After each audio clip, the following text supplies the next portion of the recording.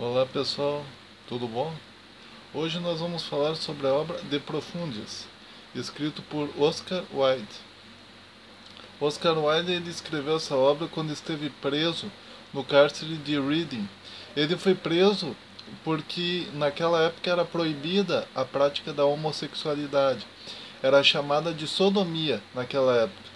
E foi exatamente por isso, porque se fez uma investigação contra Oscar Wilde e ele acabou sendo preso, né, posteriormente por sodomia, né, e envolveu ainda um homem, né, o Alfred Douglas, né, que era um homem de posses da época, filho de pessoas de posse e, né, acabou gerando vários problemas, né.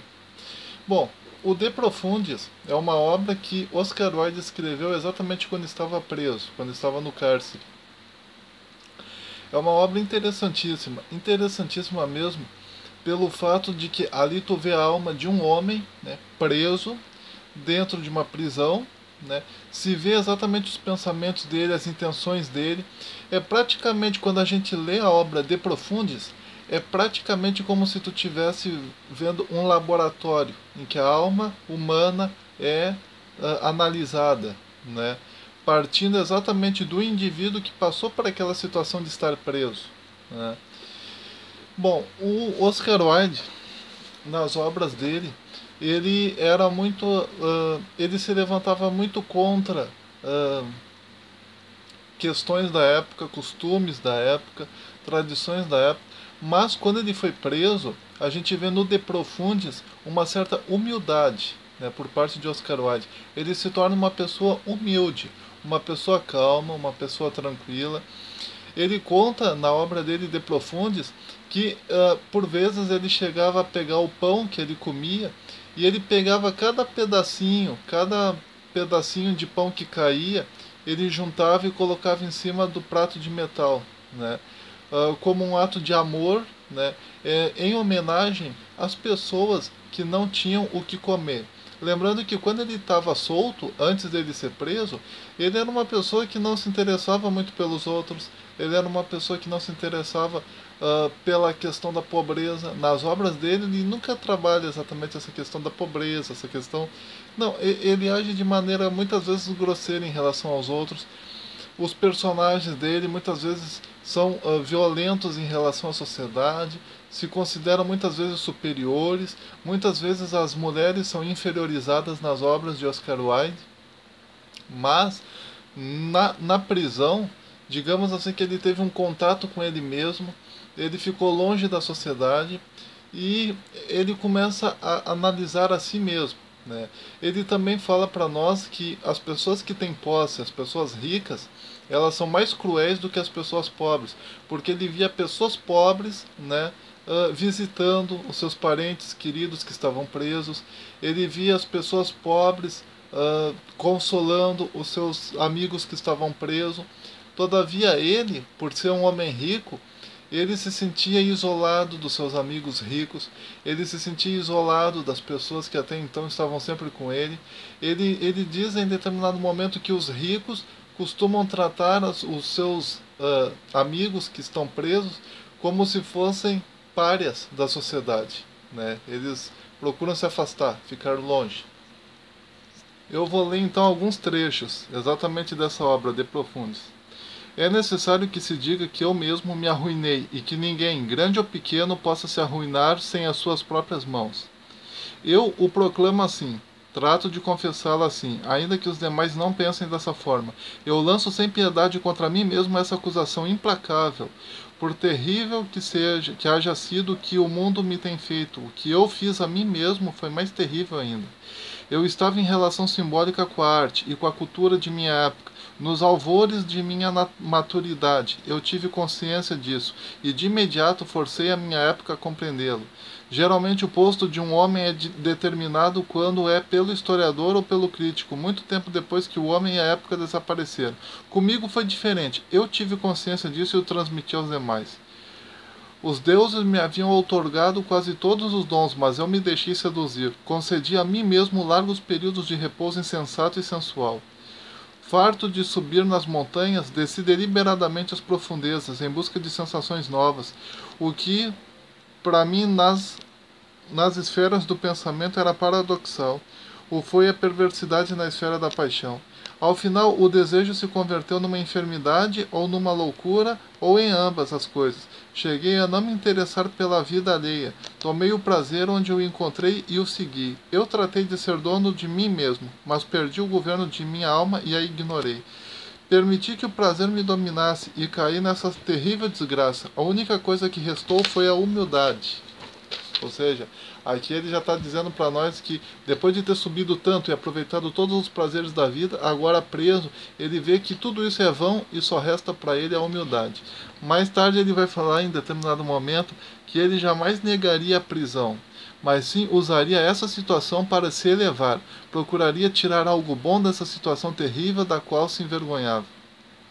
White fala também várias vezes que o sofrimento é o que conduz à elevação do homem, e não apenas à felicidade. Há uma frase que White cita que declara: aquele que criou a desventura não é acaso mais sábio que tu? White fala da importância também do homem experimentar as duas faces do jardim, a alegria e o mel, e a tristeza e o fel. E em muitas páginas White fala dos evangelhos de uma forma religiosa. Fala que são lindos os evangelhos na língua grega, que segundo ele era a língua falada por Jesus, pois quando lia nesse idioma era como se estivesse ouvindo o próprio Jesus falando. Então na prisão White se torna bem mais religioso, né? Antes nas obras dele havia uma crítica contra a religião.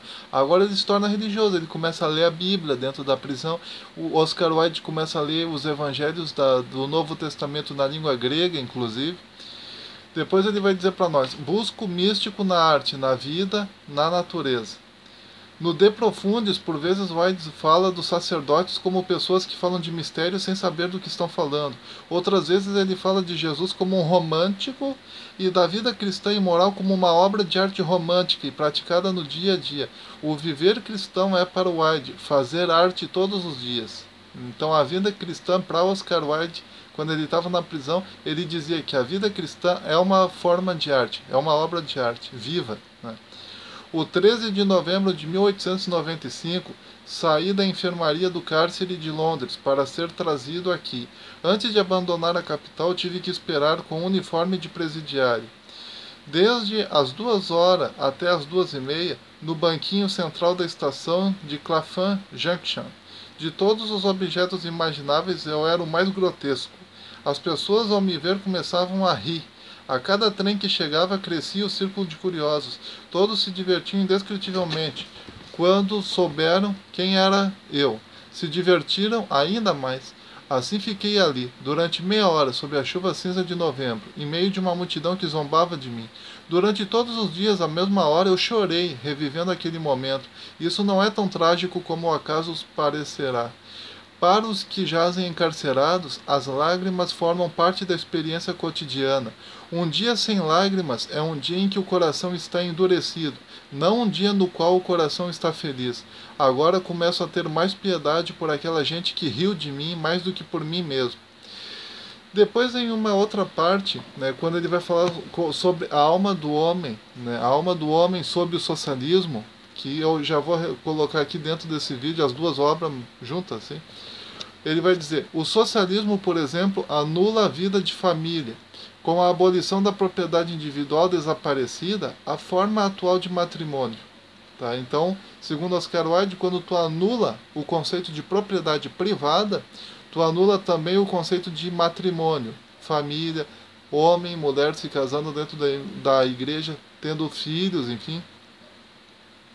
O individualismo aceita esse postulado, mas refinando, este converte a abolição do freio legal numa forma de liberdade que ajudará ao pleno desenvolvimento da personalidade. Tornará mais belo o amor do homem e da mulher. Jesus o sabia. Ele negou, desprezou os laços familiares que em seu tempo e em sua comunidade existiam numa forma imperiosa. Oscar Wilde, ele era contra o homem servir às máquinas. Ele dizia que as máquinas é que foram feitas para servir ao homem, e não o contrário. A mudança drástica é, segundo Wilde, o resultado do conceito de propriedade privada. A propriedade privada gera o individualismo. pois a pessoa fica apegada ao patrimônio que possui, e este, por sua vez, gera competição, a ponto da pessoa competir com a própria invenção, a máquina. A propriedade, o resultado, no caso da máquina, deve ficar na mão do homem, e não o homem na mão da máquina. Então vejam que o Oscar Wilde, dentro da prisão, quando ele estava preso, né, na obra De Profundis, quando Oscar Wilde estava preso, vocês veem que ele, por vezes, ele manifestava uma personalidade totalmente diferente. Às vezes ele falava que a vida cristã é uma coisa boa, às vezes ele ia falar que os sacerdotes cristãos eles estavam errados por pregar coisas que eles mesmos não praticavam muitas vezes. Então, quer dizer, o Oscar Wilde dentro da prisão, ele de vez em quando mudava de opinião, ele mudava de opinião o tempo todo. Às vezes ele falava, por exemplo, que ele era a favor do socialismo, né? Ele era contra o conceito de propriedade privada e ele era a favor do socialismo. Todavia, em determinado momento ele fala que ele era a favor do individualismo. Só que tem um pequeno detalhe. Como é que uma pessoa vai ser a favor de uma sociedade socialista e ao mesmo tempo de uma sociedade individualista, se foi o próprio Oscar Wilde que disse que é a propriedade privada, né, que gera o individualismo? Se Oscar Wilde ele era contra o conceito de propriedade privada, logo ele também teria que ser contra o conceito de individualismo. Né? E é a anulação do conceito de propriedade privada que gera o socialismo. E é a mesma propriedade privada que gera o individualismo. Logo, o socialismo ele é, na verdade, contra o individualismo. O socialismo ele é contra a propriedade privada. Então, o fato de Oscar Wilde falar que ele era a favor do socialismo e, ao mesmo tempo, a favor do individualismo, é algo, assim, mostra que o Oscar Wilde ele estava com a cabeça bem... Ele era uma alma bem atormentada dentro daquela prisão. Dentro da prisão, Oscar Wilde ficou com a alma bem atormentada, né? Oscar Wilde, em determinado momento, ele... Inclusive, né, existe na literatura... Quem estuda literatura sabe que existe uma coisa chamada formalismo russo. E uma das máximas do formalismo russo é exatamente a ideia de que uma pessoa, de que um autor, ele escreve a obra, mas a gente não pode dizer que as opiniões manifestas pelos personagens da obra sejam de fato a opinião do autor, né? Mas o Oscar Wilde, em determinado momento, e isso eu achei interessante, porque em determinado momento o Oscar Wilde ele vai dizer que na obra, né, o Retrato de Dorian Gray, ele, Oscar Wilde, disse, né, que os pecados são produzidos pelo cérebro humano. Só que se tu lê a obra O Retrato de Dorian Gray, tu vai ver que na verdade quem disse isso foi o Henry, né, o personagem Henry, aquele mesmo personagem que vai levar o personagem principal, Dorian Gray, para praticar todo tipo de crime, todo tipo de maldade. Só que ele, o Oscar Wilde, ele vai dizer que foi ele que disse, né? Foi ele que disse, foi ele que escreveu, né? Foi ele que falou, foi. Então é interessante isso, parece que ele se levanta contra o conceito de formalismo russo, né? Embora o formalismo russo naquela época ainda não tivesse surgido, né? Mas o Oscar Wilde ele já vai se adiantando, parece, no tempo, e já vai se levantando contra o formalismo russo, né? Isso é uma coisa que eu achei muito interessante nessa obra. Bom, mas depois, dentro dessa obra, ele vai colocar algumas máximas, né, pra gente, né? Uma das máximas diz o seguinte: as piores coisas sempre são feitas com as melhores intenções. A caridade é a fonte de numerosos pecados. Experiência é o nome que todos dão a seus próprios erros. Nada no mundo é mais terrível que o tédio. Ele é o pecado que não tem perdão. O verdadeiro artista não se preocupa em agradar o público. Se preocupa, ele age como se o público não existisse. As mulheres perversas nos atormentam, as mulheres boas nos aborrecem. Essa é a diferença entre uma e outra. A alma nasce velha e volta jovem. Eis aqui a comédia da vida. O corpo nasce jovem e envelhece. Eis aqui a tragédia da alma. Os homens envelhecem, mas não melhoram. A vida não passa de um feio quarto de hora, composto de momentos esquisitos. Então tá aí, pessoal. Mais uma obra pra gente, né? De Profundis, escrito por Oscar Wilde, né?